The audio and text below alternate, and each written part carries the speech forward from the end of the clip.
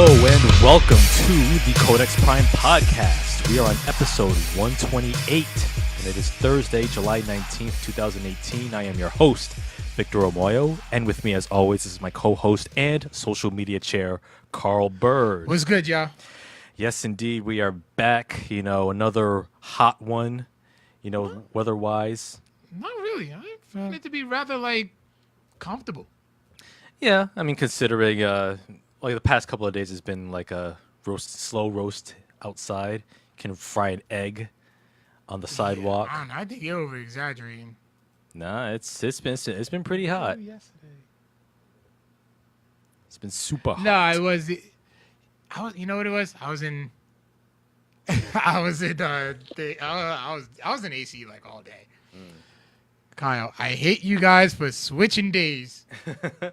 And we love you back, Kyle. That's not my fault.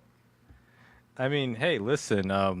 When work gigs come up, you gotta switch days, switch things around to accommodate. And this fall, I think it's safe to say we will be switching nights as well.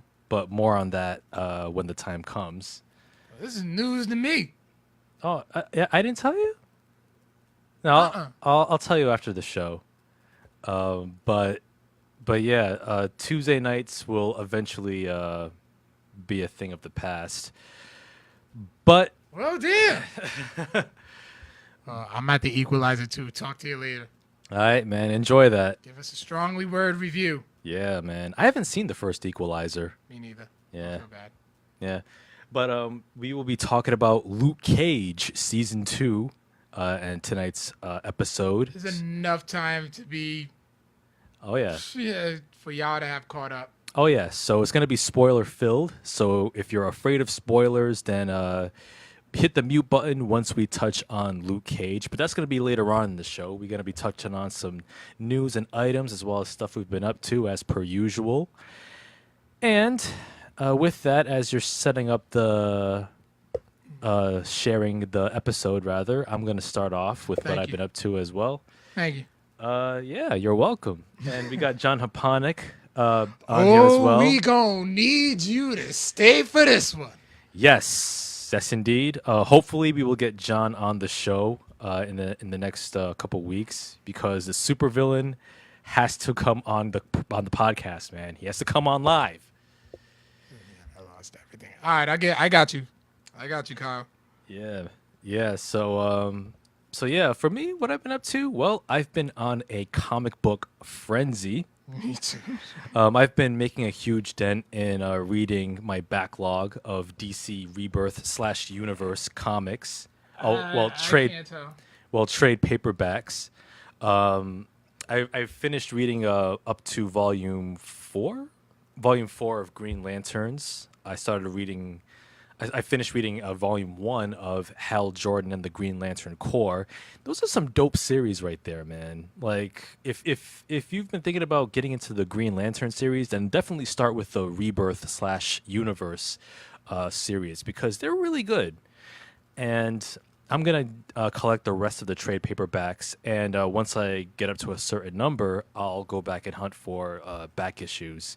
And speaking of back issues, I actually traveled to various comic book stores all around the state, and I've been hunting down some back issues of the DC Rebirth / Universe series of Green Arrow, The Flash, and Wonder Woman. Oh, damn. And what's really cool is that if you go to Toy Vault or Time Capsule even, Toy Vault especially, they actually have a discount, 50% off back issues after up until a certain point. So I managed to get a whole gang of Green Arrow issues, Wonder Woman, and The Flash, as well as the brand new issues of those 3 series. So I got issue 50 of The Flash, which is dope. Mm-hmm. Issue 50 of Wonder Woman. Also got issue 50 of Batman. But I'm still waiting to get the trade paperback for Batman Volume 6, which is called... It's not the Rules of Engagement. It's the one after that. So I'm going to read that. I also got issue 1 of Catwoman, which I believe takes place just right after issue 50 of Batman. So yeah, I got plenty of reading ahead of me as far as comics go. Me too. Yep. Me too. Yeah, and I got a That's nice. what bathrooms are for. Oh yeah. Plus, I got a nice couple of nice long boxes to fill those up with single issues as I go. Yes, I did get a haircut. No, she's telling you to get a haircut. No, I will stay with this for a while because I'm too lazy to shave. That's the only reason. So just go to the barbershop. I'm not giving the barbershop my money. Hell no. Why not? Because I do it every 2 weeks. I shave on myself. That's all I need. All I need, I just take a nice clippers. Shape up the beard. Yeah, but shape up the beard. I don't want to shape up the beard because I don't want to end up looking like every other dude who has a beard, who has a shaped up beard. Why? What? Look nice? I don't need to look. Who am I trying to impress? I ain't trying to look nice for anybody. Yes, you are. I'm not. She is in the other room. I'm not on the dating scene. I don't give a shit. I don't need to be on a date. We'll talk about this one later. Yeah, listen. I don't care. I'm trying to. I love it. I am trying to grow a Kratos beard. Okay, boy. I'm trying to rival Kratos and Tommaso Ciampa in the beard game. See, Whitney says she'll do it for you on the low. So Wolverine was scruffy. It won't be pretty, but I'll do it. Yo, shout outs to you, Whitney. Thank you, Whitney, for your and offer. shout outs to old Kendrick too, man. Yes. So yeah, I've been reading comics. Hi, Joyelle, my sister. Hi. Welcome.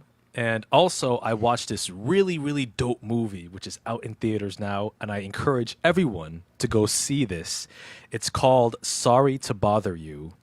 I've been hearing a lot of good things about that. Go ahead. Sorry to Bother You. It's a dope satire. It's from writer and director Boots Riley. He's formerly of the underground rap group called The Coup. Mm-hmm. And Sorry to Bother You. It's a satire starring Lakeith Stanfield, Tessa Thompson, Danny Glover, Armie Hammer, Steve Yeun. He's in it? Yep, he is in it. He's one of the main. Glenn got some work. Yep. Good to hear. Oh yeah. And Omari Hardwick is in it as well. And Sorry to Bother You. It's a really cool and very creative film, and it's about this guy named Cassius Green, and middle name Cash. He's played by Lakeith Stanfield, and Lakeith Stanfield. He stays like playing like weird, socially relevant characters and shows and films like Get Out and Atlanta. And Sorry to Bother You continues that tradition. So he plays this guy who's working at this telemarketing company, and they're just selling a bunch of bullshit to people. Okay. And so Lakeith Stanfield, he's not getting much success being a telemarketer, and Danny Glover, kind of takes him under his wing briefly. He says, "Hey, look here, young blood. In order to hit those calls, you have to use a white voice." And so, not just any white voice, like the voice that Lakeith Stanfield uses is actually dubbed by David Cross. So David Cross. Wait, David. Yes, David Cross. You may know him as Tobias from Arrested Development. He was in Men in Black. Yep. Like 1 and 2. Mm-hmm. Yeah. Oh my God. Yeah. So David Cross, he portrays the white voice that Lakeith Stanfield uses, and so when Lakeith Stanfield uses his white David Cross voice, and mind you, David Cross's voice, the way he sounds like a white guy imitating a black guy imitating a white voice. That's how exaggerated he sounds. And so when Cassius Green uses his voice, he actually rises above the ranks in his telemarketing company, and he's hitting those calls. He's getting real successful, and then he makes it to this elusive position called a power caller. And so with that, he has a choice to make, because as he achieves that position, his fellow telemarketers, led by Steve Yeun's character named Squeeze. Yeah. Where did they get the names for these characters from? I don't know. But hey, shut up, Mike. But Squeeze decides to lead a protest among his other telemarketers because they're underpaid and overworked, and they're not going to take being exploited. So as Squeeze is leading the charge, picket lines every single day in front of their place of work. Cassius has a choice to make. He can either stay making that money as a power caller and leave behind, his friends and coworkers that need him, or he can join the struggle, join the revolution, and take down the system. And Tessa Thompson plays his girlfriend named Detroit. And she's a socially conscious artist, an artiste, and she has this. There's this one scene which has a really, really interesting performance art that Tessa Thompson does, which I won't say anything, but you just got to see it to believe it. And what's so interesting about So Sorry to Bother You is that it's on one hand witty, it's clever, it's also ridiculous, it's over the top. And it's a film that you can either get with it or stay with it, like let it take you to its crazy, batshit places that it wants to take you to, or you can just dismiss this movie outright. But if you dismiss this movie outright, you're making a serious mistake because this is one of the freshest, dopest, most unique movies of the year. It like continues the tradition of like Get Out and Atlanta and all those other weird socially conscious shows and films. Now, would it make your list? It would make my list. I mean, if there what is it always like a top 20? yeah, top 20 films of the year. Like if the rest of the year continues on this path, then Sorry to Bother You hopefully will remain on my top 20 because like it's the writing is fantastic. It's hilarious. I love the themes that it touches on because on the one hand it touches on code switching, like how you have to adopt a white voice and vernacular to succeed, but then it touches on like this bigger conspiracy. Like there's this running joke throughout the film where it's called Worry. There's this company called Worry Free, where you can like work in this company and actually live on the company grounds, and have like your own room. You get to work on the assembly line, but the only problem is Worry Free is a prison, and you can either live in this actual cell and make that money. Nope. Yeah. So. Nope. So the film the film's like it rails against code switching, exploitation of workers. It rails against rails against basically like using black people, black bodies to keep the engine of society going. And yeah, man, there's just a lot I can get into. I will say Armie Hammer, he plays one of the main antagonists of the film. He plays this guy named Steve Lift, who's this really pretentious Steve Jobs, Elon Musk-esque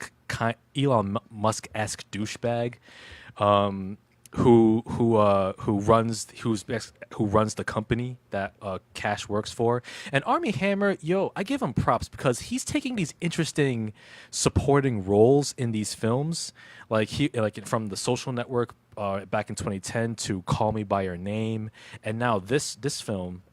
He's doing some interesting work. And I think he's starting to find his lane, like interesting supporting characters. Also, Omari Hardwick, who you may not know as a Ghost from that show Power, he adopts a white voice as well. Like when he speaks, he only speaks in a voice which is dubbed by Patton Oswalt. I was curious. I'm like, who did it? I was like, who did it? So imagine a dude who looks like Omari Hardwick with Patton Oswalt's voice. Yeah, it just blows your mind. Oh my God! I literally just saw. I'm like Patton Oswalt. I know that. Yeah, stand-up comedian, actor. Future Victor's Corner. You know what? It just might be. If I get my hands on the Blu-ray, which I will add this film to my collection, I want to dig deep into it. It's like I said. Sorry to Bother You. It's a hilarious film. It's an awesome satire in the same vein as Get Out, Idiocracy. Also, Putney Swope, which was a 60s satire by Robert Downey Sr. Yeah. That's a dope film. It's about a black dude who takes over this white advertising firm. Yeah. And the whole catchphrase of that movie is, "Don't rock the boat, sink it." And I think Sorry to Bother You has that same spirit. So go see that movie. It's in theaters now. If you got Movie Pass, use it. If you don't got Movie Pass, pay for it anyway. It's worth it. Sorry to Bother You. It's in theaters now. One of the freshest movies of the year. I'm really strongly considering getting movie pass. Get that, yo. I really am. I don't go to the movies that much. But even I really don't. even that being even if that's the case, yo, it pays for itself. Like even if you watch 2 movies a year, that's like 2 movies at the price of 1, and you can watch evening shows for like what, $9.95 a month. Yo, you can't beat that deal, fam. And mind you, it's a dope deal. I ran into Wilson and my friends Wilson and Edward the other day, and they were like, they were going to see Hereditary. Did you see that one yet? yes, I reviewed it. I thought so. Yeah. So like, they're like, yo, he was just, he was showing me the app and everything, and I'm just like, Victor has been in my ear for like the past 6 months Yeah, pretty much. about it. Kyle said he has it and he enjoys it. My friend Sandy from work, she enjoys it. I mean, she's the only other person I know who actually saw Call Me by Your Name. Oh, word. Yeah, it's only like 2 people probably on this earth that saw it. Oh, other than the Academy. Among people you know. Yeah, pretty much. Get some culture. I have plenty of culture. But yeah, other than that, yeah, that's pretty much what I got on my end. Terry man. Crews is in it? Yep, he's in it. He plays Lakeith Stanfield's uncle. He's only like a bit part though. Oh, okay. Yeah. I'm really just like looking at the. Yeah. Yeah. I may put it on my radar. Oh yeah, you should. Yeah. So Yeah. that's all you've been up to? Yeah, man. Besides work and everything. Yeah. Damn. Yeah. All right. Well, what I've been up to is on the comic front. The many that I have been reading, I'll just review like this one comic, which is the new Captain America #1 that just came out about 2 weeks ago, written by Ta-Nehisi Coates. He was literally becoming my favorite comic writer. Right. Wow. Like, he's really getting up there. I'm in the process of collecting all his works, and I ain't got that much far to go. Got Nation Under Our Feet. Got him. You got this new one that's out. Is the Intergalactic Empire of Wakanda. That's not the title, but there's like a new Black Panther. No, you know what? There is one. Yeah. I gotta check that out. Yeah. It's written. Oh, I think it's also written by Coates. I'll look into that one. I got the Marvel app, which is something for comic readers you should get. It is definitely cool. Like, they had a sale, and I'm in the process of reading Marvel 1602. I'll review that one. I'll review that one when I'm done. But it's an interesting concept. It's basically the Marvel Universe in the Elizabethan period. So, like, Charles Xavier is actually, like, his name's Sir Carlos Javier. So, like, all their names are switched to like Elizabethan times to Sir Nicholas Cage. Oh yeah. Dr. Stephen Strange. Like, I don't know. It's kind of hard for me to get into it because I'm still not done with it yet. But I will definitely come back with a full review. But yeah, back to Captain America #1, written by Ta-Nehisi Coates, and art by Lionel Francis Yu. It is basically it's about in the aftermath of Hydra's takeover of the nation. Captain America has become a controversial figure. Also, a new enemy called the Power Elite arises, and they're trying to basically destroy Captain America's name. So only one issue's been out so far, and it's has that deep, very deep written. I don't know if I can say it. Like, how if you've read any of Ta-Nehisi Coates' work, like, it's very, like, it kind of hits you in the feels. So that's what I meant by deep written. But yeah, and also in a way socially conscious too. Yeah. Like, you kind of get that feel to it. So I'm looking forward to reading this entire story arc as time goes by. Yeah, that's it for the comics. And this weekend, I once again I DJ'd the 4th annual Will Blackmon Youth Football Camp, which is the staff shirt and a little bracelet. A little bracelet says at Will Blackmon, prove them wrong. Right on. So yeah, I had an awesome time doing that for the DJing for the kids. It was always a good time to see the Will and his whole entire family, and shout outs to Deb Weinreich, who doesn't even think about looking at another DJ. Like, she just gives me the date and I'm there.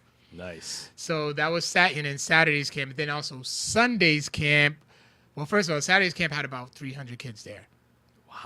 Wow, that's a good turnout. Very good turnout. Yeah. And it was at Hendricken, and it was at Bishop Hendricken High School football field. Mm-hmm.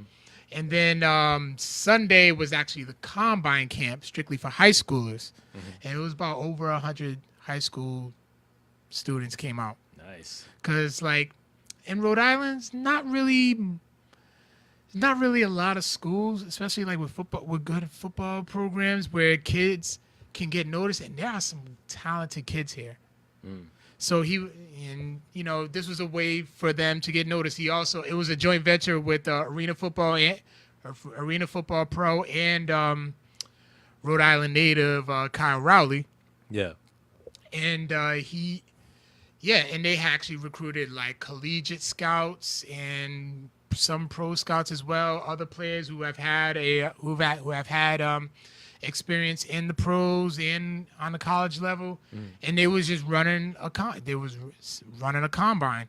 And like I said, there was this one kid. Like, they usually don't get specialists, but there was one field goal kicker there. He just came out anyway and kicked a 50-yarder.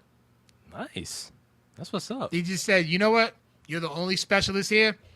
Let's see what you can do. And he kicked a 50-yarder. Man, that's perhaps a future NFL player right there. There's a ton of future NFL players here, but there's only like 3 schools where scouts would go to. Yeah. So this was a perfect opportunity for kids to get noticed. So it's actually, I think it's going to become a yearly thing. So like if you know any kids who are talented and who deserve a chance to shine, I'll be posting it next year. The second I get word. Right on. And I'll be DJing it again. Hey man, that's what's up. It's a nice gig. Yeah, I enjoy it. I definitely look forward to it every year. Also, last night I DJ'd at I Love Kickboxing in North Providence, and it was their country night. So I DJ'd country music. It was interesting. It was interesting. I didn't do much scratching because I don't think you really can. It was pretty much, you can, but it was out of my element. Yeah. But it was still a fun time. Shout outs to Victoria, Brittany, and everybody else who continuously hires me. I should be back again next month for their boy band DJ night. In Sync in the house. Oh my God, I hated it Sync back in the day. 98 Degrees. I'm playing them too. I'm playing me some goddamn Hanson. Oh my God. Yeah. Take me back to high school. Hanson was not high school. Hanson was middle school. Really? But that was middle school. It was like 97, right? 98? 96, 97-ish? Yeah, that was middle school. Yeah. Oh, Jesus Christ. Damn, we old. Yeah, we are. So, I didn't get into that. We had the Extreme Rules pay-per-view this past Sunday. Shout out to Wrestling Fantasy Warfare for making the thread ever so enjoyable. Yeah, I didn't have a chance to watch it. No? Nah, but I heard that the Pittsburgh crowd was trash. Yeah. Especially in the main event. Yeah. Yeah, because we don't have nowadays, we just don't have the patience for an Iron Man match. Is it that? I think it's just the crowd. Yeah, they don't have the patience for it anymore. Japan can definitely handle a match like that. Well, what about NXT? I mean, that the 30-minute Iron Woman match with Bayley and Sasha Banks. Yeah, they got lucky with that one. But then again, it's the NXT crowd. Yeah. Remember, they did that at Full Sail, so the NXT crowd can appreciate that more. Because the NXT crowd is basically indie fans. Yeah. They actually watch stuff other than WWE. Yeah. So they could sit and watch a New Japan match with no problem. Yeah. the main, my main roster, not so much. Not anymore. I think still the best Iron Man match ever was Bret and Shawn, WrestleMania 12. Yeah, I'll agree. I won't argue there. Yeah, But how was the Extreme Rules? it was okay. Yeah, anything special happen? I did not like how they did, like how Shinsuke Nakamura won the title. Oh, well, he gave Jeff Hardy a low blow, right? Yeah. Then he just pinned him. No, he gave him a low blow. Then the match started. Kinshasa. 1, 2, 3. That was it. Wow. Then Randy Orton comes out. Mm-hmm. And then turns on Jeff Hardy. Heel turn. Oh, cool. Another Randy heel turn. Yeah. Give him something to do. Yeah. Yeah. Exactly. He ain't ready to go yet. What about the B team? They won the titles, and that shit was hilarious. My boy Curtis Axel and Bo Dallas. That was it. What was crazy? They just kept like every time they show a backstage segment, like you just see the B team celebrating. Like I was up for the B team like winning that because Bo Dallas and Curtis Axel, they needed something and they finally got it. Yeah, and the crowds, like you can tell, like the crowds, they're growing. Yeah, they're growing on the crowd. Yeah. It's like, so, no, go ahead. Yeah, it's like they're a joke act, but I think the crowds will get into them more, respect them more as athletes as their reign goes on. You want to know who that? You want to know who this is? This is history repeating itself. You know that, right? Right. Who? The New Day. That's right. Yes. Yeah. When they came out, they were like they were just obnoxious as hell. Yup. I didn't even like them because I'm like, these guys are a little coonish. With the grinning and everything. Yeah, I was like, I wasn't up for it. Now I think they're awesome.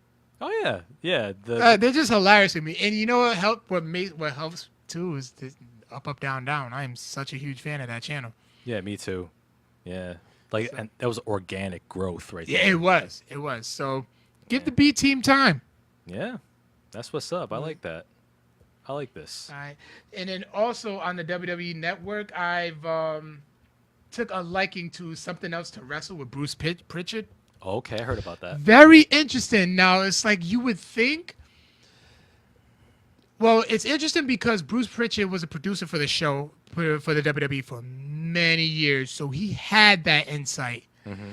And so they would talk on certain subjects like they did the WWE CW, mm-hmm.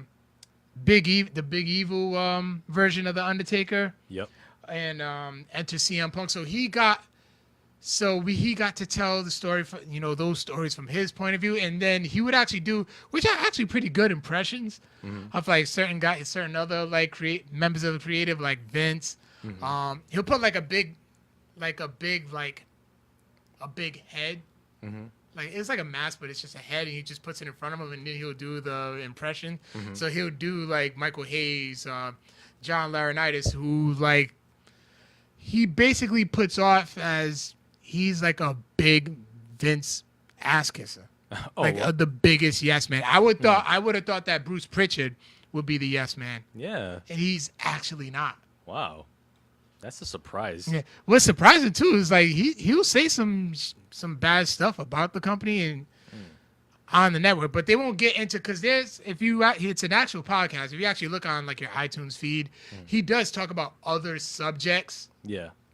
But WWE only handpicks a few, and the season finale just happens to be Enter CM Punk. Okay. And he actually did not have a bad thing to say about CM Punk. That's good. Wow, I gotta get into that show. Like I was skeptical about the Bruce Pritchard show on the network. Yeah, because you would think he'd be one of those yes men too. Like, but he's gotten on a lot of people. Jim Ross, and he's actually said some things about Vince. Yeah. Okay. I'm gonna have to check that out then. Yeah. Also, the Table for Three, where JBL, Bruce Pritchard, and Eric Bischoff was actually pretty good too. Okay. Yeah, JBL, but yeah, I know you're against JBL, and I'm still reading that Justin Roberts book. I put it down because of all the comics that keep coming out and stuff. Yeah. And I'm like, yeah, this dude he's a bully. Oh yeah. Like hands down. Mm-hmm. So, But yeah, that's all I've been up to for the most part. I read Wakanda Forever. I just once you said, that's when I was like, what kind of forever? What you Yes. think? I liked it. Interesting concept, huh? It is. Nakia is batshit crazy, huh? Yeah.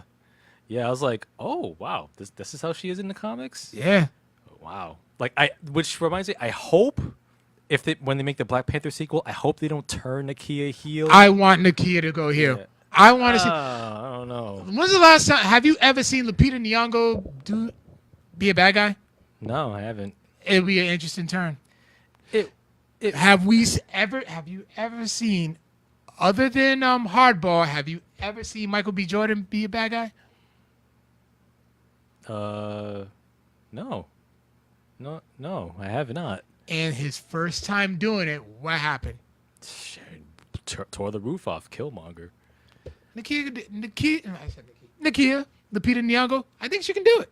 I certainly she I could. can see that happening. But I just want to.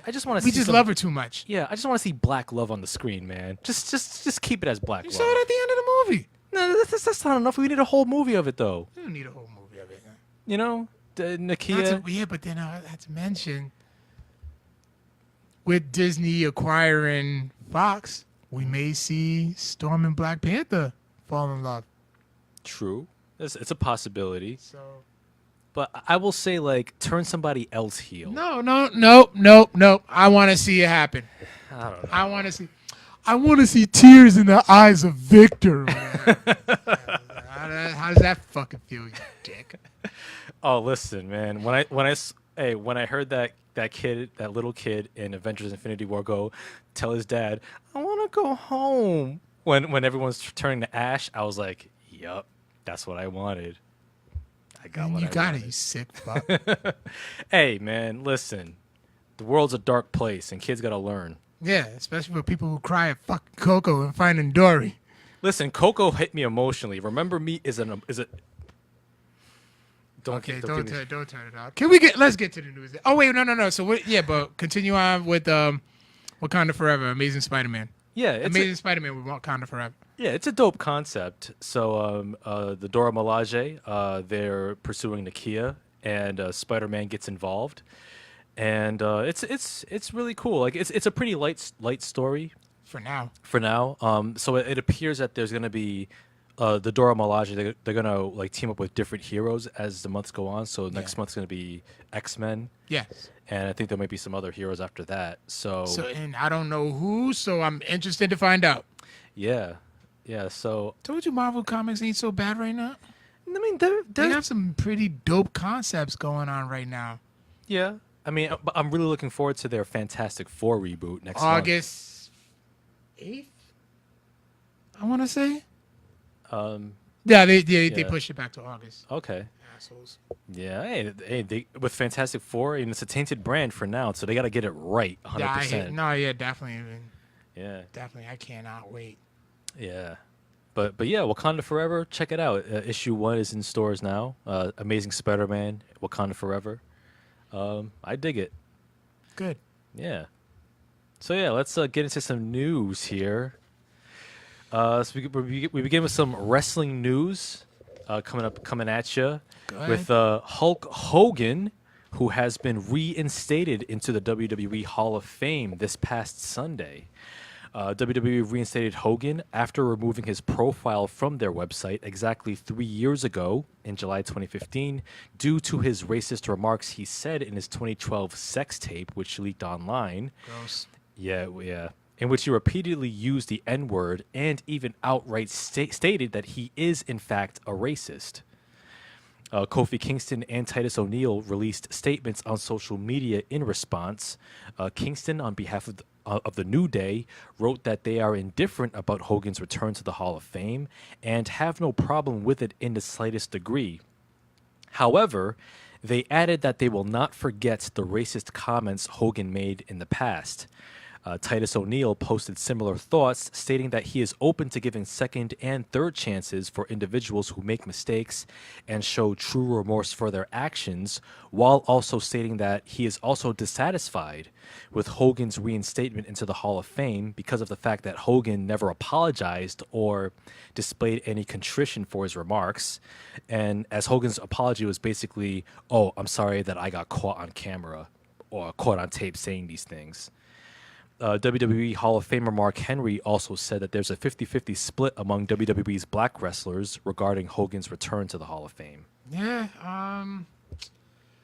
I would probably have to side with the New Day on this. So I mean, they're saying that he did address, he was at Extreme Rules, and he did make a formal apology. Elijah Burke, he posted on his social medias that he does forgive Hulk Hogan. But I would have to say, honestly, yeah, I would have to side with the New Day on this one. Like, let him have his Hall of Fame induction back, because I mean, it's rightfully due. Yeah. Like, we would not be watching wrestling right now if it wasn't for Hulk Hogan. That's true. Yeah. Like, he definitely made it what it is today. But it's like, yeah, something like that you really just don't forget, and it's hard to forgive. So you gotta, something like that may take some time. Yeah, it's just gonna have to take time. Yeah. And you just gotta have to you have to really show your remorse and put that effort in to do the necessary damage control. Yeah, that's true. Yeah, and I pretty much feel similarly. Like I understand Hogan's significance in wrestling history. Exactly. And on the strength of his career, yes, he should be reinducted back into the Hall of Fame. I have no problem with that on those grounds. But much like the New Day, I'm also indifferent because of like his remarks, because he dropped some serious N-bombs. I didn't hear exactly what it is. I just knew that it was, and I didn't really want to hear it. Yeah, I read the remarks that he wrote that he said, and he basically says, "Oh, I am racist. Aren't we all a little racist?" And like justifying his remarks, dropping the N-bomb, and for Hogan to think of black people in that way, it really changes your perspective on who Terry Bollea is. Yeah. And for me, what annoys me is that, yeah, Hogan never really came out with a public apology. Like he's not really contrite. Like he's just sorry that he got caught, and it just speaks to how for white people in general, they don't like being called racist, but they don't have no problem doing racist shit. I mean, white people can drop the N-bomb all day, but if you call them out on being racist, they'll be like, "Oh, well, I'm not racist. How dare you call me that?"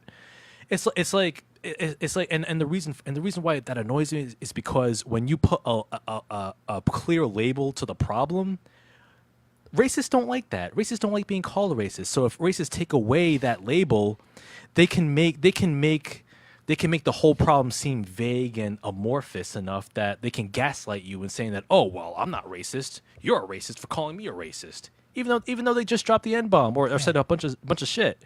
So for Hogan, in this case, you know what? Fuck him. Fuck Terry Bollea. As far as his history in wrestling is concerned, you know what? I think that's untouchable. You really can't change the past. Yeah.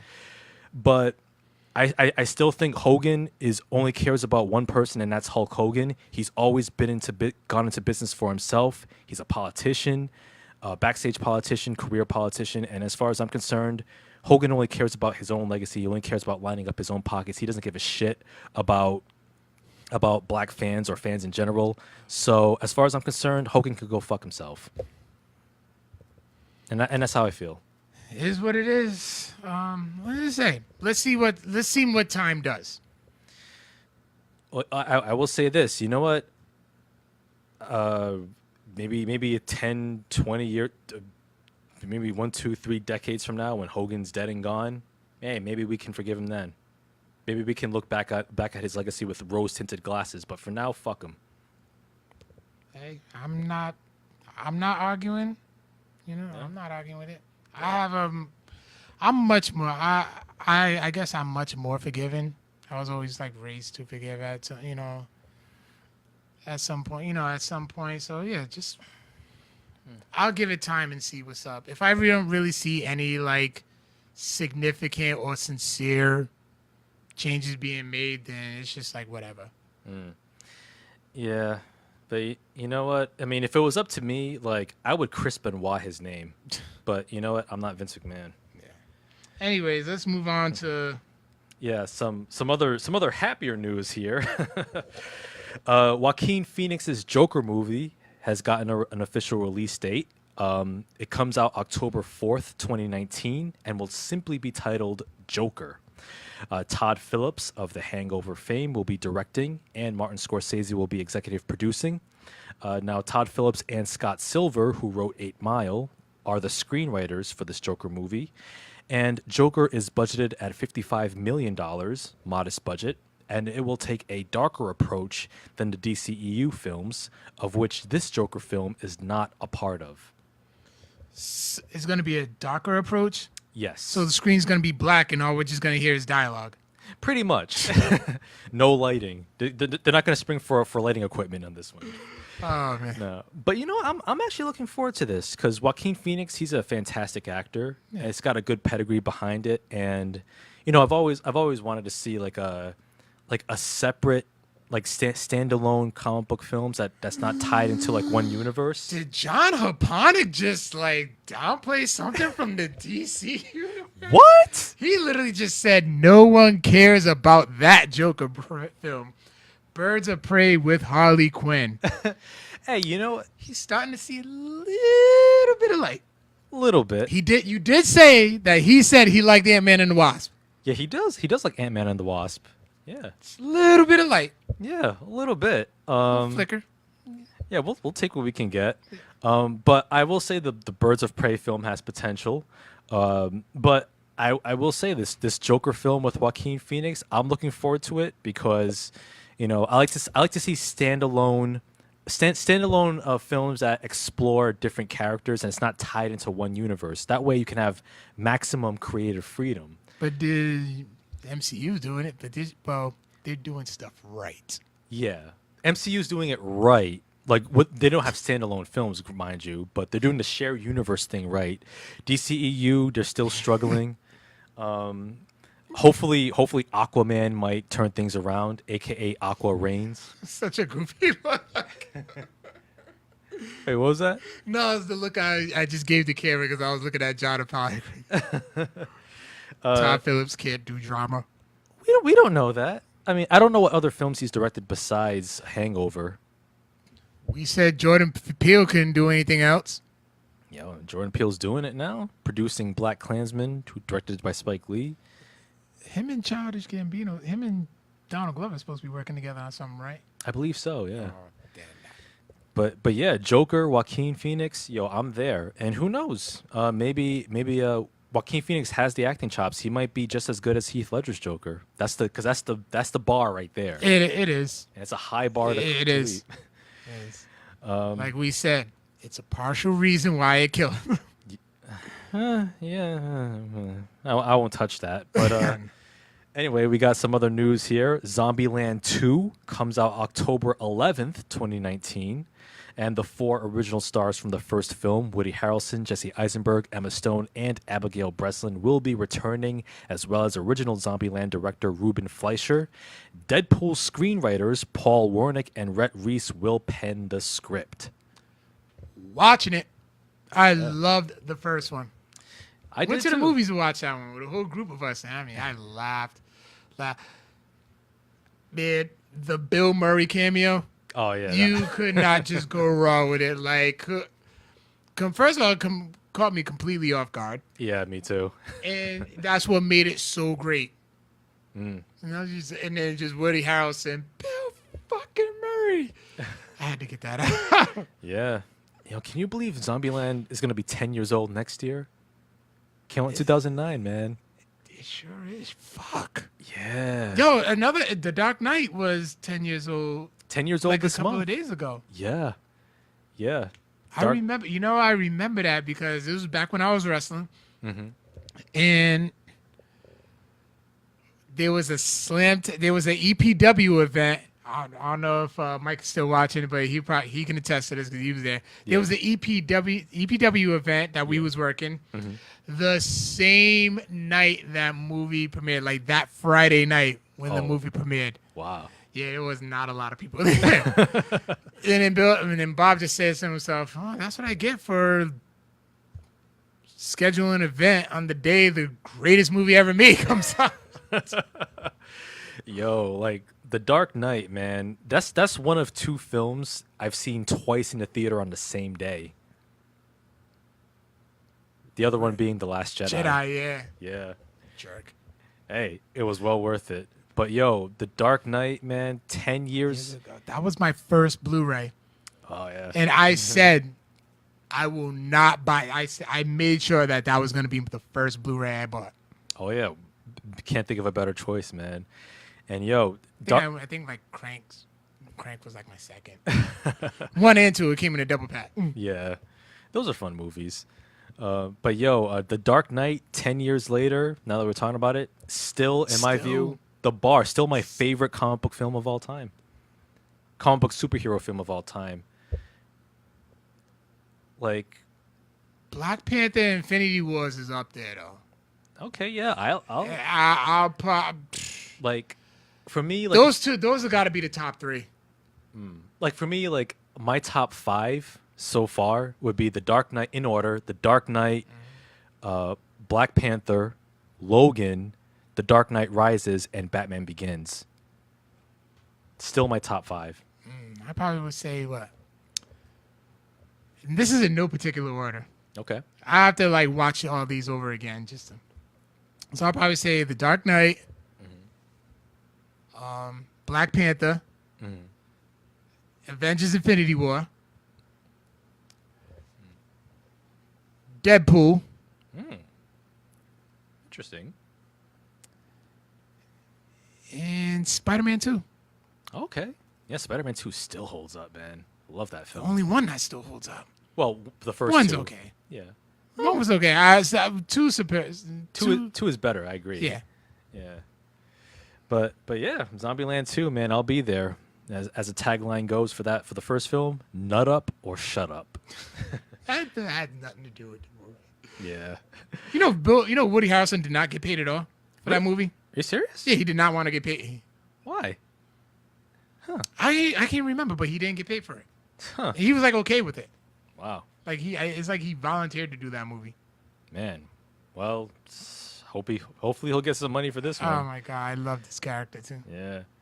And for all you nostalgia fans out there, My goodness. Rugrats will be returning next year with a brand new season of 26 new episodes, which will air on Nickelodeon. And additionally, a Rugrats feature film will arrive on November 13th, 2020, and will include, interestingly enough, CGI and live action footage. I don't like it. Which one? The movie or the show or the both? I mean, it's just one of those things where it's like, if it's not broke, don't try to fix it.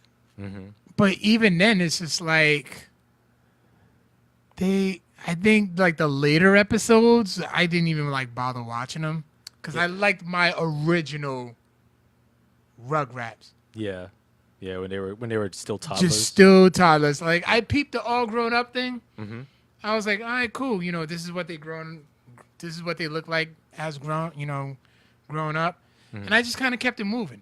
Yeah, yeah. Like I will say, like I thought Rugrats was all right when I was a kid. Like that was just a show to like get through to get to like the good stuff, like All That or Doug or something like that. Hopefully, maybe Rugrats this new season.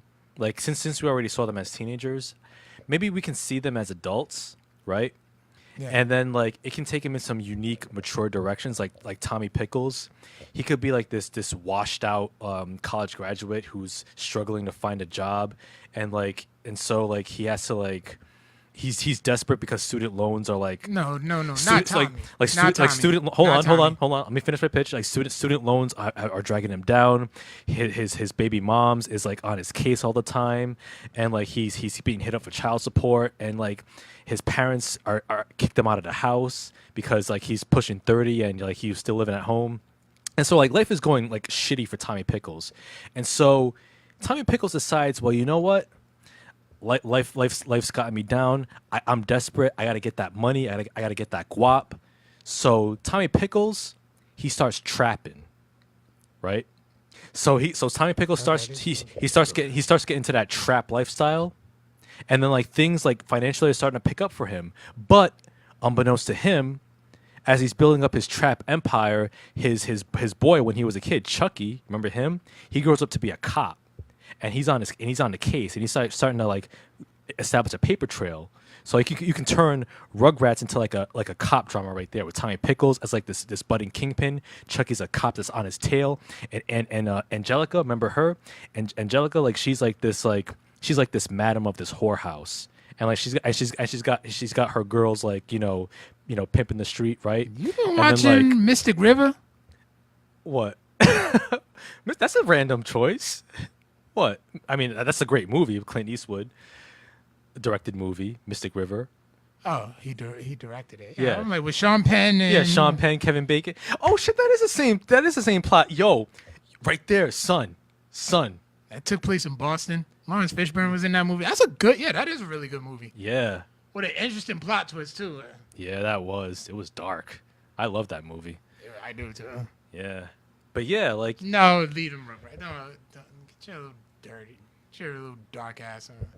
and remember the twins? Phil and Lil. Yeah, they're Trump supporters. No, they would not be Trump supporters. They would not be. Their but- mother was a feminist. Now, but see what I'm thinking, like her feminism, like it just drives them up a wall for some reason, and then like they drive to become they're driven to become Trump supporters to rebel against their feminist mom. Boom, right there, son. You can have like a little subtext right there, and then like the what was the name of the black girl? Susie, like she's like this woke, like socially conscious activist, like Black Lives Matter. Been like that. Oh yeah, she's still that to this day. Like she's an artist. She's like Black Lives Matter. She's all for the cause, right? And then like all their storylines can converge, and then you can see some drama, some deaths. It's gonna be dope. That's my reboot idea for Rugrats right there.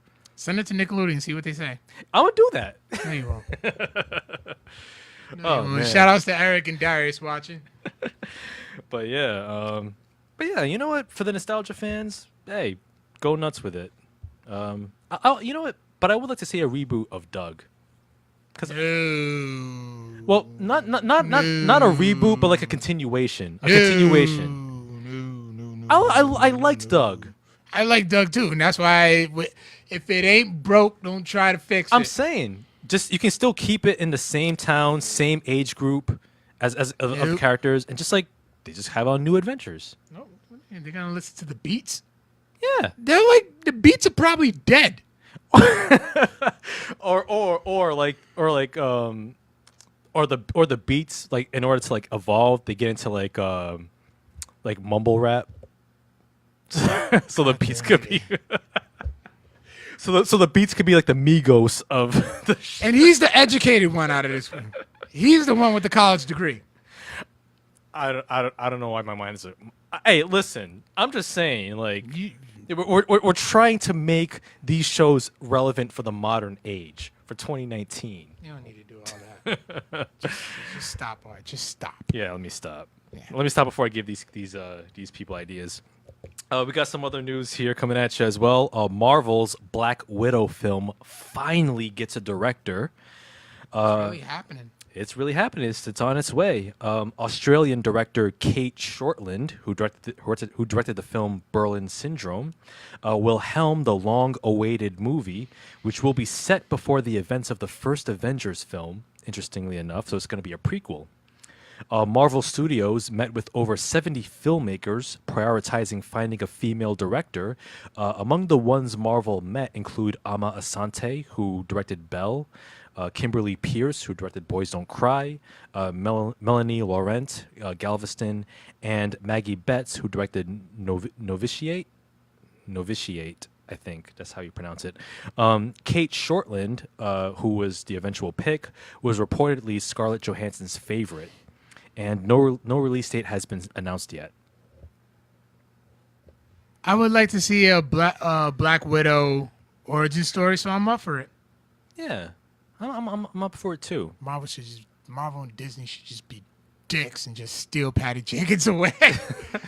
No. I mean, Patty Jenkins is the only person keeping the DCEU afloat because she's the only good filmmaker. Well, besides her and James Wan. So literally just put the nail in the coffin and just take.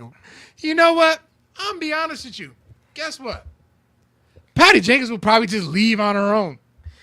Hey, well, you don't know that. I mean, she's working on Wonder Woman 1984. You know, and hey, she did such a great job with the first film. Till the end of the movie. Hey, the end of the movie was fine. That shit was fucking siege. Listen, it was fine. I mean, yeah, the end was a bit too much of a light show, but come on, it worked. It worked. She fought Nigel Thornberry at the end. So what? Listen, David Thewlis is a fine actor, and the twist with him as Ares that was inspired. I don't know. I just didn't like how it looked. The world does not need a Black Widow film. Oh, there goes. Well, you see what the fuck we got for Justice League. I know, right? And as a matter of fact, tell us on the chat when you coming up, because I'm ready for this debate. Because I got some facts for you. Tell him, Adrian. Tell him, Adrian, I got facts. Facts? What facts? So, damn it, you just ruined it. I was trying to get you to do an Adrian impression. Oh, unlike what? The simple fact that you got facts. Oh yeah, listen, man. I got facts. I am undefeated. I have never lost a debate. Oh my god, let me tell you something about Roman Reigns. Roman Reigns is like the greatest wrestler of all time. You talk about Stone Cold, The Rock, the Finn Balor, Shinsuke Nakamura. They're all amateurs. Kenny Omega, nah, he ain't on the Reigns level. Look, Reigns is just that guy. He's just a face. I mean, listen. I know the crowd boos Roman Reigns. They call him asshole. They call him like anybody but Roman. But whatever. But he's getting a reaction though. I mean, that's what it's about. He's just getting a reaction. About 2 weeks, champ. Don't cry too much. I mean, 2 weeks. He said about 2 weeks. 2 weeks. Let's set the. All right. Listen. We'll arrange it. We will arrange it. The supervillain will meet Codex Prime finally, but I will say, John doesn't have any ammunition because he doesn't have his chance. He does not stand a chance. He doesn't because, like, John, the movies you defend, all you have is Wonder Woman. What are you going to defend? Suicide Squad, Batman versus Superman, Justice League. Wait. Go through that list again. Batman versus Superman. Nope, you said Suicide Squad first. Suicide Squad. Hot Topic Avengers. BVS. Martha. Yeah. Man of Steel. Buried in somebody's collection. And people actually forget that's part of the DCEU. Yeah. Okay, yeah, forgetful. Justice League. Yeah, That's all I can say. Pretty much. It's like, yeah. I'm sorry, John. oh wait, Justice League. Orange. Yes. Oh yeah, the visual style. This is it. It's just orange. Yeah. Oh, wait, CG upper lip. Every time you know what's crazy? Justice League possibly ruined Mission Impossible for me. Oh my! Every time I see it, I'm like, that's the movie that ruined Justice League. Pretty much. Like, Henry Cavill couldn't. He was contractually obligated to keep that mustache for that movie. But you know what? I'm sorry, John, but you're bringing a knife to a gunfight. You have no ammunition. Let him. But we need a debate win. Oh yeah, I mean, it won't be much of a debate because, like I said, he has a DCEU to defend, and we have so many Marvel movies to use. Anyways, what's good? Oh we yes, gotta go. yes. Let's keep. We got two more. We got two more headlines here. One, there's going to be another film about the Thailand cave rescue in the works. Last week, we reported that the faith-based film production company Pureflix is going to direct a movie about the recent Thai cave rescue. But this time, we have another filmmaker set to make another film covering this extraordinary event. Crazy Rich Asians director John M. Chu will be directing this upcoming movie, which is also the result of a collaboration between Thailand's Navy and government and Ivanhoe Pictures. Now, as the film covers the rescue of the 12 members of a boys' soccer team and their coach who are trapped in a cave in northern Thailand for 18 days, as an Asian story, Ivanhoe Pictures president John Panatti and director John M. Chu felt it was important to have an Asian filmmaker tell it. You hear that, Pureflix? So Chu expressed his thoughts on Twitter last Wednesday, stating, quote, "I refuse to let Hollywood whitewash the Thai cave rescue story. No way. Not on our watch. That won't happen or we'll give them hell. There's a beautiful story about human beings saving other human beings. So anyone thinking about the story better approach it right and respectfully. We have the power to not only make history, but be the historians that record it too, so that it's told correctly and respectfully. I couldn't just sit here watching how others would interpret this important story," end quote. What's up, Afton? Oh, hey, what's up, Afton? Thank you for joining us on the episode. Yeah, you know what? I'm down for the cause for this one. I can see with your freaking finger pointing. Listen, man. Listen, you know, if Pureflix. Okay, I know you're against Pureflix. Yeah. Or, you know, you're a person who believes in reasons. And their movies are trash. God's Not Dead. Come on. Never seen it, so. Yeah, But anyway, I'm looking forward to John M. Chu's version of that film. And last but not least, we got a wonderful headline here. Jesus, here we go. I know what's coming. Once I saw you post this on the docket, I'm like, I'm gonna let him have his moment. Yes. The groundbreaking LGBTQ drama on FX, Pose, has been renewed for a second season, which will debut next year in 2019. The first season finale, Mother of the Year, will air this coming Sunday, July 22nd. Man, go ahead. This show, Pose, is fantastic. I love it. This is one of my favorite new shows in the last couple years.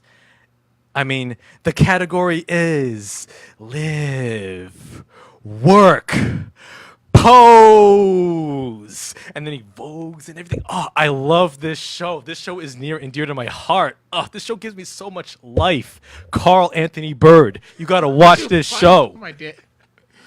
How the fuck do you know my middle name? I said it before. Remember when AWOL was here? About talking about the Last Jedi? I still don't even remember how you. Listen. Monet got him watching Pose. No. Listen. Listen. Shout outs to my girlfriend Monet. Get him. Get him. I put Monet on to Pose. Okay, I was the one who sought that show out, and I was like, "Hey, this show is right up our alley. Let's watch it." Okay, and we love it.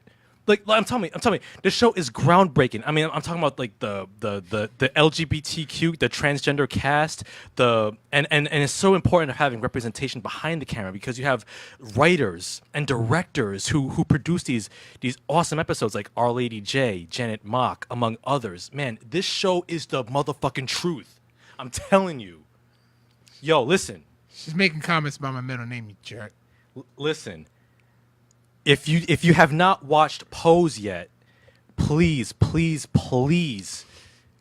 this show on your radar. You can go on fx.com. You can actually stream the episodes for free, depending on your cable provider. Ooh, she said that's not what she said. Oh, this.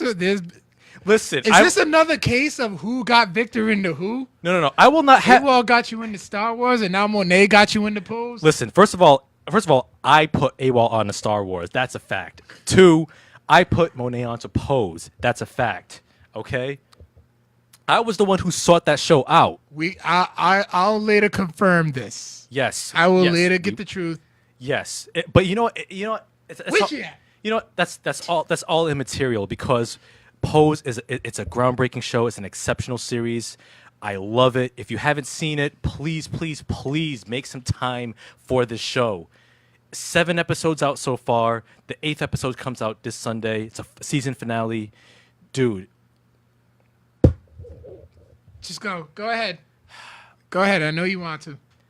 I love this show so much, and like the drag. Go ahead, Vogue. Just the drag queen subculture, the voguing. You know, you just gotta show them face. You know, it's all about the face. You gotta work it. You gotta work it. You gotta work it for the judges. The category is voguing. What's the scores, judges? 10, 10, 10, 10, 10. Ty Dillinger will be so proud of the show. I love it. Yes. Woo. All right. So wait till I get to start. Wait till I start memeing. I set you up for that one.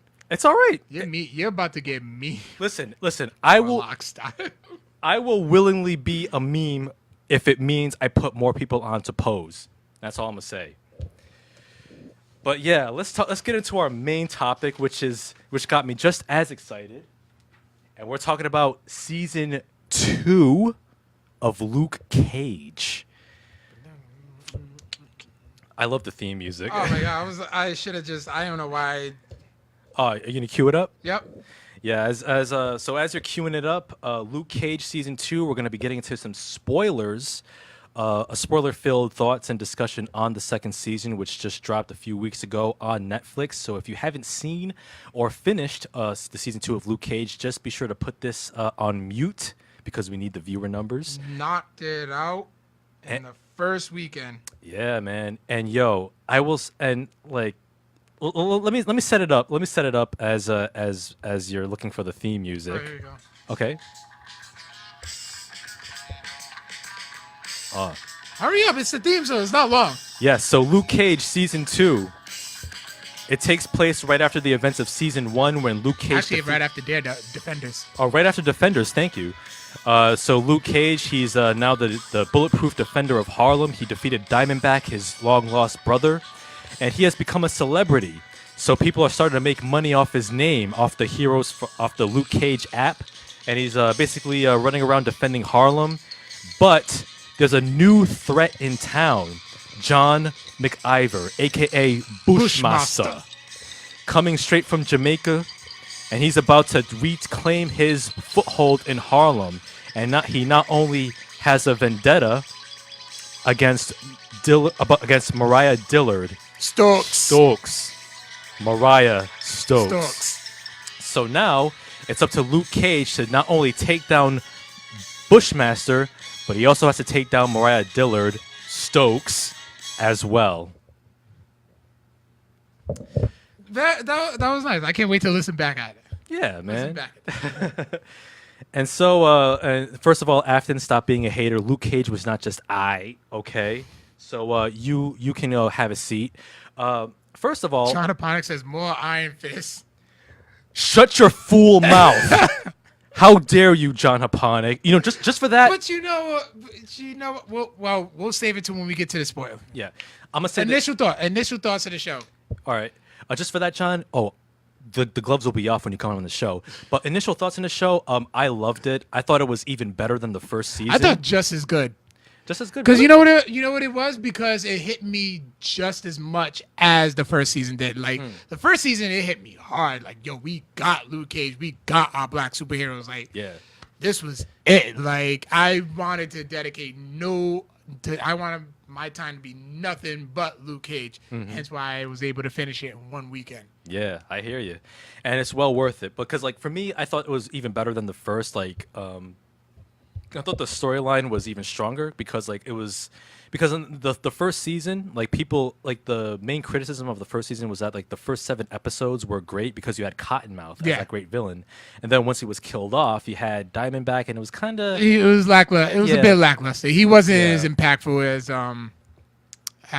Cottonmouth was. Yeah. So like your mileage may vary on the second half of the first season, but this one it was consistently good from the first episode to the 13th. I was told by 2 people in this world that I look like Cottonmouth. I was like, "Are you serious?" No, I don't look like it at all. No. Nah. Well, one of them was a friend of mine. Like, he knew I was watching it. He just texted me like, "Yo, why did anybody tell you you look like Cottonmouth?" I'm like, "No, I do not look like like we all don't look alike." Yeah. And then when I happened to be getting a new phone that day, and they were just like, "You watch Luke Cage, right?" I'm like, "Yeah." Mm-hmm. Yo, you look like Cottonmouth. Nah, but okay. I look nothing like the guy. I will say, like, if anybody tells you that you look like Cottonmouth, they're racist. That's what I'm saying. I'm like, yo, we all don't look alike. Yeah, but my boy Walter though, like shout out to him when he puts sunglasses on, he looks like Shades. Yeah. So we go off the joke and we're like, Cottonmouth and Shades whenever we take a picture together. Yeah, but yeah, I'm supposed to. Thank you, Afton. I agree. Nope. Yeah, but I'm supposed to give my my thoughts, my initial thoughts, right? Because you were just jumping in though, right? But anyway. Yeah, kind of. Yeah. But anyway, yeah. Like I said, I really love this this season. I thought there were some pacing issues. I mean, I think it could have been shortened to like 10 episodes because I think 13. They're saying that about a lot of the Marvel series. Yeah, I think 13 can be a bit much. Like 8 is perfect. Yeah, 8 would be perfect. 8 to 10 would be perfect. Yeah. I really like that the show continues a tradition of naming each episode after famous rap songs. Like the first season was Gangstar. This season is Pete Rock and CL Smooth. I really love that. Besides the storytelling and the characters, I really love the musical guests that they had on. Like, what was it like? One was Rakim. Oh my God, Rakim, Jadakiss and Faith Evans, Stephen Marley. That was a good one. Yeah. Let's see. Ghostface Killer. Yeah. Esperanza Spalding. Yeah. D Nice. Joy. Mr. C. Was it Mr. C? Yep, he was on there. Kingfish Ingram, another reggae artist. That was, oh my God, The Thrill Is Gone. That was such a good song. Yeah. Yeah, and you know what? It kind of, like the first season, like the musical guest kind of reminded me of like a 90s show, like New York Undercover. Yeah, I always tell people, like, Luke Cage is the modern day New York Undercover. It's Marvel's New York Undercover. That's very apt. I agree. Right on. And I will say, man, yo, when you talk about villains, like we'll get to Bushmaster because I have some things to say about him. Mariah Dillard Stokes, goddamn. I told you. Goddamn. I told you. You did. Like, yo, if you thought like she was kind of evil in the first season, you ain't seen nothing yet. Like, yo, Cottonmouth would take a step back and go like, damn, yo, chill. And, and Misty Knight. Oh my God. Yo, Harlem's got some of the finest cops there. Yo, Mercedes Knight, or Misty Knight, she got the arm from that human trash can. Oh, leave him alone. No, I'm not leaving him alone. Leave him alone. Listen, like Danny, the kung fu hipster Rand. Listen, like he took a different turn though. He was much more tolerable. I enjoyed it. He Iron Fist appears in episode 10, and he was tolerable, much more so than he was in Defenders and his own show. Like I said, because he's a better co-star than an actual star. I agree. But I know we're gonna get, like I said, there's gonna be a change in personnel in Iron Fist, so season 2. So let's see. But y'all, Misty Knight, I still love me some Misty Knight. You know, Simone Missick. Yeah, I really like though, like where her character was going. Like at first, like she's like trying to adjust to her disability because she lost her arm defending Colleen Wing in the Defenders. Yeah. And so she eventually gets that new mechanical arm, and like right now she's kind of struggling, at least throughout the season, where she's struggling with the rules of being a cop versus Luke Cage's results-driven like vigilante justice, because her boss Ridenour is like pretty much on her case, like being a bureaucrat, like hamstringing her, and so like she's starting to realize that okay, I can't get much done with this New York NYPD like bureaucracy, but at the same time, I don't want to end up like a dirty cop like Scarf, and you know what happened to Scarf in the first season, so she's starting to ride that line. So like her storyline was interesting too, seeing her deal with those two struggles of her new arm and maintaining her integrity. Oh yeah, Anthony Smith playing Nandi Tyler. Yeah, And even Karen Pittman.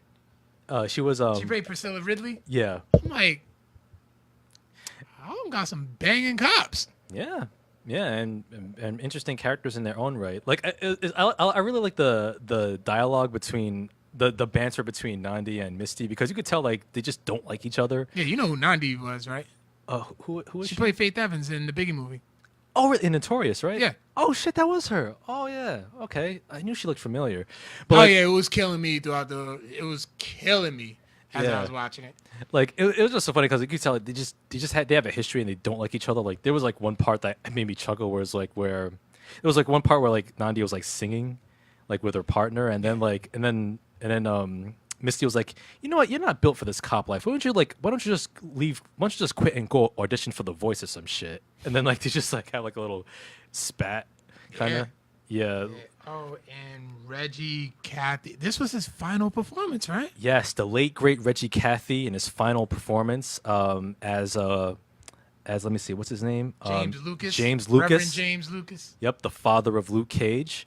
Reggie Cathy, he passed away earlier this year in February due to lung cancer. Hashtag fuck cancer. Seriously, man, I really liked his character. Dude, oh my god, the first episode, he was like, "Yo, your name is what I gave you, boy," and I said, Kratos. I was like, "Ooh." Oh, when he dropped, he hit that boy. I was like, his boy can give his boy can give Christopher Judge a run for his money. Yeah, that was a good one. And then Luke Cage is like, you know what? He's like, bullshit. And then James Lucas, he came out with that Blackfather. Like, you watch your mouth. Like, he had me flinch. Like, yes, sir. He's not even my dad. But I really like their relationship because it's like there's some really complex history, but there's a flashback where James Lucas like actually blamed his son for his wife's condition, like she was dying of a sickness. Yeah. And it's like you did this to her, and it's like that's some cruel shit to say. It is. What up, Adrian? Yes, this is live. Yep, we're talking about Luke Cage season 2. And so I really liked his appearance in the show, and I just find it heartbreaking that unfortunately we're not going to see any more of him with the subsequent seasons, because there's a lot of potential what you could do with this character, with the relationship between him and Luke Cage. I don't even want nobody else playing him. Yeah, playing his father. I agree. And there was a different actor in the first season. Oh, there was. Yeah. Oh. But But he went out. It's like he knew he was dying, and he just gave it everything. Yeah, he did. And he had that swagger too. He did. He did. And I was just like I said, he hit once. I knew he nailed it once. He just said, "Your name is the name I gave you, boy." And I was just like, and that one part where like he tried to like give him that Vulcan death grip. Yep, and he just couldn't do it. And he goes, "What, you think you all bad because you all swole?" Like, yo, he talked a little. I was like, yo, he's still his father. Yeah. I said, I'm naturally stronger than my father, and my pops still talk to me that way. Yeah. My pop still thinks he can whip my ass. Yeah. Like he was a really cool character, man. That was a good one. Yeah. He was a good one. Yeah. Oh man. And Now, what'd you think of Comanche? Comanche, man. Comanche, he was a Shades boy, right? Yeah. You know, I thought it was another interesting character. Like, I really, because it kind of gave Shades a bit more dimension than just being like the upper tier henchman. And like, I didn't know if it was intentional or if I'm reading too much into it, but I thought that like not only I think they were childhood friends, and they also served time together in prison. I thought maybe like they also had a romantic history. Like No, they did. Yeah. Okay. Yeah, it was implied they did. Yeah. What do you think of Thomas Jones, the actor who played him? I thought he did a good job. He was a football player, right? Yeah. Yeah, I didn't find out until after the fact. I'm like, oh, okay, he's doing it. Yeah, his brother used to play on the Cowboys. Felix Jones. Oh, word. Did he play on the Cowboys too? No, he played on the Jets. Okay, cool. All right, so a better team than Cowboys, but anyway. No, they're not actually. No. But yeah, I thought he did a great job as Comanche, and you know, through his character, like I could tell like there was something going on, like perhaps like a romantic history because of the way him and Mariah were sniping at each other. Yeah. Like like Mariah's like, oh yeah, I'm Shades is giving it to me. Like look what you had. Like I thought there was like like a subtext there, but I was like, is there? Nah. But then like you learn the truth. It ends up they end up putting it out there. And in fact, like my favorite scene with Comanche was that barbershop scene, like when him and Shades are sitting back to back, like trying to waiting to ambush Luke Cage, and they have that conversation, and then it was like he's like, "Yo, why don't you?" And then Comanche's like telling Shades like, "Yo, why don't you rise up? You could take over this shit." And Shades like, he's basically saying like, there are rules to this, and something to that effect. Did we just are we going into spoilers and we? I said at the very beginning. This is okay. So heavy. we're into the spoilers now. Yeah. Yeah. Oh, okay. And so like and Shades is like, "Yo, I would die for you, Chi," and Comanche's like, "You know what? We're wasting time here. Why are we sitting here waiting?" And then he gets up to leave, and then Shades is like, "No time is ever wasted," and I was like, man, like that kind of hit me there because one, it was like there was a moment that they shared given their history, and two, it was like. Maybe Shades has learned a little something more than Comanche intended because Comanche was actually working for Rittenhour because he was like his snitch, his CI. So it was like... And Comanche's actually a character from the comics as well. Oh, is he? Yeah, he was like an expert marksman and archer. Oh, wow. Wow. Yeah, and I felt bad the way he went out, too, Comanche. I was like, damn, man. It's like he trapped himself in the corner he couldn't get out of. And one person that we need to get... Tilda Johnson, played by the lovely Gabrielle Dennis. Oh, yes. Oh, my God. Yeah, Tilda Johnson, the daughter of Mariah Dillard, Stokes. Stokes. She's a doctor who runs her own alternative medicine store called Mother's Touch. Like she plays her character is a different version than the one from the comics. She plays Nightshade. That's gonna go into my Easter eggs. Very few, but yep. I'll get into those. And I really liked her character, and I really liked how her relationship with Mariah Dillard, and the scene. And I want to get into Mariah Dillard more as well. That one scene they had when they were hiding out in that Rand building. Yeah. When Mariah tells Tilda the truth about her birth, and how she tells her, like, "Oh, I don't love you because like you remind me of Uncle Pete because Uncle Pete was the one who raped Mariah and gave birth to Tilda, and like she said, I just see your face whenever I just see his face whenever I look at you, and I don't love you." And then like it was like stone cold cruelty. Like that was the moment. Was like, oh my God, Mariah has got to go. I hate it. I never hated Mariah more so than in that moment because Tilda was just crying her eyes out. Like she was like Viola Davising it, and like it's not rocking and everything. Yeah, but I'll say this, a little off subject. If you hate Mariah Dillard like this, you will hate Gemma Morrow even more when you finally decide to watch Sons of Anarchy. Oh, really? Yes. Okay. Is he in the first season? Or is that character in the first season? Oh, she's throughout the whole show. Okay. You will love her, and you will grow to... You'll be like... You probably by the end of season 6, your mouth's going to drop, and you'll be like, yo, bitch, gotta go. Okay. I will tune in for that. But man, Mariah Dillard, like, Alfre Woodard, somebody give her an award for this performance. Does she have an Oscar? No, she was Oscar nominated. I think she has a Golden Globe and a SAG award to her credit. But Alfre Woodard, one of our legendary black actresses, she was doing the most in this season. And man, if she doesn't get nominated for this show for her performance, she would get an Emmy. Like she would get an Emmy. She'd be eligible for an Emmy and a Golden Globe or a SAG as well because they also cover television. Okay. Like she needs to get an award for something, not just a nomination, a straight up award. Because I never hated a Marvel Netflix villain as much as I hated her character. And Alfre Woodard, like she's been an underrated actress like throughout her 30+ year career, and like her character was giving me so many negative feelings. I was just like, oh my God, this woman is such trash. Oh my God. God, I hated her character so much.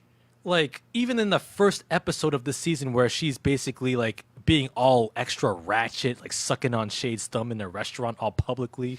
I'm like, oh my God, you are a trash bag. Dude, you just made me think of the furniture store scene. Oh. When they killed off the Dominicans, it was like, yo, is the pussy that word? That old ass pussy that word? I mean, I screamed laughing, and shout outs to Furman because he called me early in the day. He was like, yo, have you watched it yet? Like, nah, not yet. He goes, yo, season 2, the furniture scene. Call me when you get it. that scene had me dying too. Oh my God, I was literally in tears. Yo, like, she did not give a fuck. And here's my thing about Mariah. It's like, on the one hand, you could tell like how much she genuinely loves Harlem, and how much like she wanted to be legitimate. But she will get power in Harlem by any means necessary. Yeah. And she's basically she's like a worse version of Mama Mabel. Yeah. Yeah, like, yo, like, you thought Mama Mabel was vicious? No, Mama Mabel was a saint compared to Mariah Dillard. Yeah. And then Bushmaster. Oh, John McIver, straight out of Kingston, yeah. Yo. Yeah, I love the whole Jamaican vibe. Yeah, yo, and throughout the whole entire show, like yeah, and this is why I love Luke Cage, the show, because like they nail authenticity. Thank you. It was like, authentic and respectful. Yes, like the dialogue.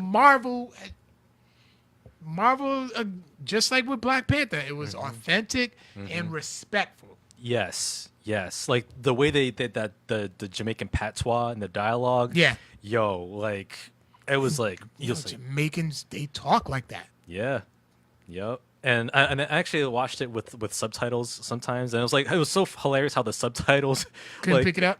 They gave like an English quote unquote proper English translation of what they were saying. Really? Yeah. That's garbage. So it's like whenever the Jamaicans said like pygmy, like in regards to kids or children, like the subtitles will say children or kids. So it was like that sucks. Yeah. But other than that, he was a dope character. Yeah, I really liked Bushmaster. Like the actor who plays him, Mustafa Shakir. He had like he's been acting for a while, but all his roles were like very small. Like he's had and I think this was his biggest role to date. Okay. Because like he was a protester in Shaft. He was in a doorman in Down to Earth with Chris Rock. Oh wow. A bunch of movies that don't have Wikipedia links. Double Play, Fight Your Way Out, Brawl in Cell Block 99. Oh, I heard that was good. That was with Vince Vaughn, I believe. With who? Vince Vaughn. Really? Yeah. He plays like a convict in jail. I heard it was a really good movie. His name's Andre. He was in an episode of New York Undercover, Wasteland, Law and Order. Who hasn't been on Law and Order? Yeah. Oh, he was in Girlfriends, Numbers. He's been around for a minute. NCIS Los Angeles. Wow, man. And New Orleans. Yo. This was his biggest role to date, and he nailed it. And he actually like trained. Oh yeah, I saw the video you posted on the. Yeah, thing. he literally trained, and I was listening to him in This Week in Marvel, one of my weekly podcasts, and he trained Jeet Kune Do and capoeira. And me, I used to practice capoeira myself. I could probably do a little bit here and there. She'll get back into it. Yeah. But like, he was authentic with it. He like trained hard body, and not to mention he was always a comic book fan. Oh, word. Like his dream role was always to be Blade. But I think he nailed it with Bushmaster. Oh, absolutely. He absolutely nailed it with Bushmaster. Like, and I'm so glad like he just didn't die. Yeah, I was happy. Bushmaster's coming back. Yeah, and I hope we see more of him because like I really liked how his character began as like a straight villain at first. And then, like, because, like, that one scene where he's just walking up to Luke Cage. Luke Cage is minding his own business. The next thing you know, BAM! Debo uppercut. And then everybody films it. Yeah. Yeah, and he find out that he's bulletproof, too. And he's more agile than Luke Cage. Yeah. Yeah, he's a skilled martial artist instead of, where Luke Cage is he's a brawler. Yeah. Like, he nailed the role. And I really liked how his character began as a straight villain, but then, like, he was more complex. He was more of, like, more like either an anti-hero, you could say, Yeah. or like or just a strong antagonist, because that one scene, that one episode, which flashes back to his backstory as a kid, Yeah. like it was like, oh, now I'm with Bushmaster. Exactly. It's what Marvel has been doing. It's Yeah. like, yeah, they're taking their villains and you understand them. Yeah, You don't just automatically, okay, yeah, that's the villain. We have to hate him. No, you understand him. So then there's actually some instances in the show where you actually kind of cheer for him. yep, that's true. Yeah, like that one scene where he captures Mariah and her daughter, and he tied them up in her apartment. Like I was rooting for him. I was like, Yeah, but I didn't want Tilda to go. yeah. He did let Tilda go. He said, "You can run. The door's open." But then when he poured gasoline and like lit it on fire, I was like, "Yes, Mariah, like, roast." But then Tilda came back for her, and Luke Cage had to save them. But Bushmaster reminded me a lot of Killmonger, like in terms of Yeah. like his backstory and like his motivations. Like he was more complex. Like he had legit reasons He had an agenda. yeah, because the He Stokes, wanted to get to the Stokes, Yeah, but 'cause I don't think I can ever like say Stokes like this thing. Stokes. Like every time I hear Stokes, I'm like Stokes. Yeah, But like he wanted to get to the Stokes, yeah, because but he had to go. He had to go through Luke Cage first. Yeah. Like just get him out the way to get to Mariah and the family. yeah, and like, whew, and he had good reason too, because Mama Mabel like killed his mother. Yeah. And then Uncle Pete shot him in the gut, and then he survived all of that. Yeah. Yeah, like he was on a crusade, and like I really liked his uncle. I think his uncle was Anansi. Yeah. Anansi Makatosh. Like he was like a good voice of reason. I really liked his character. The Jamaican restaurant scene when Mariah freaking torched it. Oh my god, that shit. We've seen on the Marvel Netflix series. We've seen some strong, dirty shit. We've seen Kilgrave, Kilgrave, right? Yeah. From Jessica Jones. I still think he's the best. I still think Yeah. he's the best villain. No, okay, okay. We've seen Kingpin, and we've even seen Bushmaster do some shit with the Peds on Pikes. But Mariah Dillard, the shit that she pulled, lighting Anansi on fire, and he's screaming in agony, and then she just like, oh Jesus, die already! Bam. Like even Shades was Like, yo, you rattled. did not have to do all that. And then he massacred everyone else in the restaurant. Yeah. Yo, Except for Anansi's. It was his wife. It was his wife. Yeah, I think it was his wife. Like she survived. Like she managed to escape. Yeah. She's the only one. Yeah, only one. Like, yo, my blood pressure was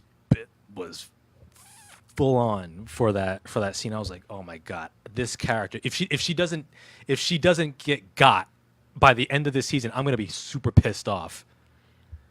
In what better way? Woo!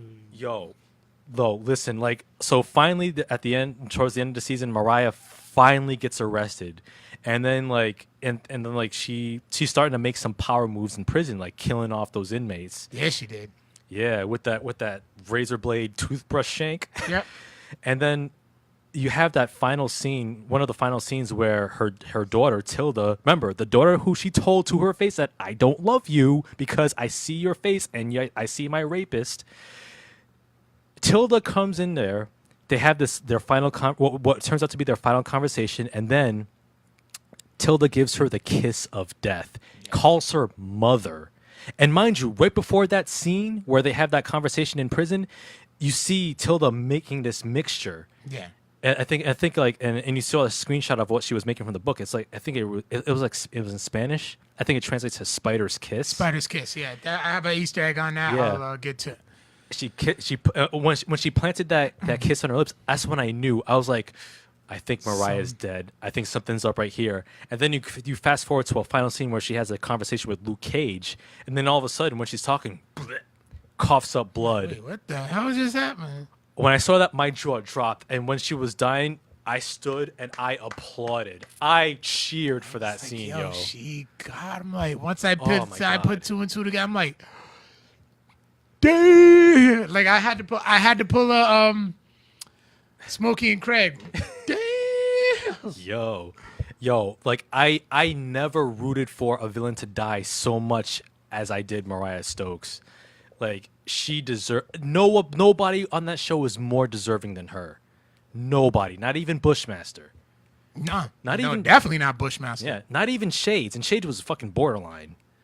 And Shades, I think we're gonna see more of him in the next season. Maybe he'll link up with Kingpin. I don't know if they end up the same. That shit will be fire. Yo, man, cause Theo Rossi, man, he's doing it, and I hear He's Italian. He's Italian who plays a Puerto Rican. Yeah, I know, right? Like, Love it. Oh, he plays a Puerto Rican in Sons of Anarchy. Yeah, I heard that too. Like, Juice. Yeah, he's one of the main characters, right? Yeah. Yeah, so that makes me want to watch Sons of Anarchy even more. So shout outs to Brian. I never saw a more satisfying villain death than Mariah Stokes. I stood and I applauded. I loved every minute of it. In fact, as soon as it ended, I rewound that whole scene and watched it again. Really? Yes. I had to see it again. Instant replay. I loved it. Damn. And then not to mention, what did you think of Luke Cage now owning Harlem's Paradise instead of Tilda? Yo, that scene where that shiesty sunken place lawyer is reading that the will that Mariah left, says, to Tilda, you have she left Cornell's keyboard to you, and she's like, really? And then like Luke Cage, Mariah has left the whole Harlem's Paradise to you, and then she's the only one he's the only one that she knew who loved Harlem. Yeah. Like she did. Yeah. And then at first Luke Cage is like, you know what you should do with this place? Burn it to the ground. Next scene, there's a jumping party with Rakim, who recorded an original song for her, which I thought was dope. And you see Luke Cage in that Dapper Dan suit, which he does wear in the comics, by the way. Oh, nice, yeah. And like I thought. I was shocked. Yeah, so now Misty's kind of afraid because she's afraid that he's gonna become corrupt. That's why DW kicked him out of the barbershop. Yeah, because it's like, yo, are you serious? You're gonna meet with this lawyer? You really you're thinking about? He's like, yo, you're not just gonna be a boss. You're a crime boss. Because like because mind you, he made that deal with that Italian crime boss to like stay out of Harlem. Rosalie Carbone. Yep, Rosalie Carbone told her to stay out of Harlem, like respect the boundary, like respect the lockbox of Harlem, essentially. Rosalie Carbone. She's like, why don't we meet for coffee? And she's like, I don't like espresso. You haven't had the right one yet. I'm like, spit that Gabe. I know what you're doing. But it's like. The fact that Luke Cage, like on the one hand, I understand his motivation because like he dubs himself as, rightfully so, as the sheriff of Harlem. Yeah. And like for him, there's only so much he can do on the street level. But so he figures, okay, I can do more like by brokering a peace deal at least with these other crime bosses. Like, say, you stay out of Harlem, I'll watch over Harlem myself and defend whoever gets in our way. And now you have he has his own team, including that one bodyguard. I think his name was Sugar, yeah. Who's played by oh my god, I just saw Sean Ringgold, who actually played Suge Knight in Notorious. That's right, yeah. And I loved that final conversation that him and Misty Knight had, and then how how she stands out of his office, and it's just like the end of The Godfather Part 1, where they close the door on Misty when she's outside and she's looking in. That was the Easter egg. Yeah, while Luke Cage is sitting at the desk, like listening to his new henchman. Yeah, I was like, yo, this is like the most interesting place I could see this show going, like, because this reminds me a lot of Power, that show with Omari Hardwick, because he's a nightclub owner trying to go legit. So now you have a superhero who's already legit. Now let's see if he can stay legit. Yeah. So, man, that's going to be so interesting to see where this show is going to go. If Misty Knight is going to step up as Harlem's new defender on the streets, maybe she can team up with Colleen Wing as a Daughters of the Dragon. First Easter egg. Yup. Yeah. Maybe Shades is gonna be a bigger player as a villain. Maybe Bushmaster might come back. Yo, there's so many There's areas so much, that could yeah. go There's now. so much and he's gonna need, the heroes for hire are gonna show up because Danny Rand's gonna have to come in and kind of keep him in check and keep him grounded. 'Cause remember, other than Bushmaster and Diamondback, Danny Rand can knock him out too. Yeah. Oh, and speaking of Danny Rand, let's talk about his appearance in episode 10. I thought it was cool when they did. I forgot the name of the move that they did. Oh, it was the patty cake. That shit was fire. Yo, that had me go, yo, like I had to give it to him because like I told you because you put a Facebook status talking shit about it, and I'm like, okay. I was like, you know what? He hasn't get to that scene. I'm like, you know what? Keep watching. I did. You will actually be impressed and be like, you know what? Maybe there is some type of hope. I do have some type of hope now. Like I will give season 2 There's of Iron some Fist. type of evolution. He is gonna evolve a bit. He's a better co-star, but then again, it's like I said, he's gonna get a whole person. Iron Fist is getting a whole personality change. Yeah. Like within the show itself. So I mean, we gotta give it a chance. Yeah. Give it a chance. I will. I will give season 2 a chance. From what I've seen, like in his like. This is like because like his appearance in this show is kind of like a backdoor heroes for hire pilot. Exactly. Yeah, and that was a awesome finishing move. Like Luke Cage holds out his palm, Iron Fist punches it, shockwave, knocks everyone out. That was a dope move. Like if Danny Rand can like keep him grounded, that would be cool. Although like with the heroes for hire bit, like the conceit, like because Danny Rand he doesn't really need the money, so I don't know how he would be like a hero for hire per se. I know Luke Cage would need that money, but even then he might not because he owns the club. Oh yeah, and I think he owns. Well, he doesn't own Mariah's money because that went to her trust. Yeah, like it was the Mariah Dillard's or Stokes Foundation or something like that. Yes, or the Family First Foundation. Yeah, that's what it was. Yeah, so. Oh, and also with the Harlem's Paradise, I loved how every time somebody took over, they changed the portrait. Yeah. So it went from Biggie to I think it was Marcus Garvey. No, it was a Basquiat. No, it was a Basquiat, which was when Mariah Dillard took over. Yeah. But then when Bushmaster took over, I think yeah, it was Marcus Garvey. Marcus Garvey, and now Luke Cage is Muhammad Ali with that famous fist fist pose, which I thought that was dope. I was like, you know what? And I love how the pictures represent their personalities. Yeah, that was really cool. And to think though, like a lot of problems would have been solved early on in the show with Mariah and Shades if she sold that Basquiat painting. Pretty much. For real. Even Shades was like, yo, this is worth like what, hundreds of millions? Like you have your money right here. You can go legit right now. But she didn't want to. Nah, she was obsessed with taking down Luke Cage and Bushmaster. She was obsessed with being the boss. And she was a little in over her head. She was, but oh my God, man. Yeah. Oh, let me get to it. So let me get to my Easter eggs. It's not a lot. It's not a lot of Easter eggs, but as you referenced already, the Daughters of the Dragon. If you can date back to what was it, episode 3, where Misty Knight and Colleen Wing were fighting in the bar scene. Yeah. That was a comic series, Daughters of the Dragon, and you notice that Misty Knight wore red. She kind of always wears red. Yeah. Colleen Wing wore all white. Mm-hmm. Those were their outfits that they wore in the comics. Nice. Okay. Also, here's one that you might appreciate. DW is actually it's Hell Up in Harlem. DW is actually wearing a shirt which is a reference to the 1973 blaxploitation film starring Fred Williamson called Hell Up in Harlem. Oh wow. And it also contains the same type of themes that Luke Cage season 2 actually covers with with corrupt politics, gang wars, and drugs. Mm-hmm. Yeah. Okay, now the heroes for hire. Yeah. Piranha actually calls Luke Cage, listen, you're my hero for hire. Mm-hmm. Yep.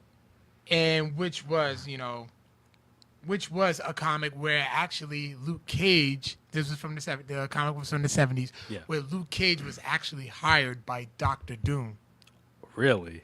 Yeah. Huh. And then Luke Cage, when he actually called him a hero for hire, Luke Cage actually said something.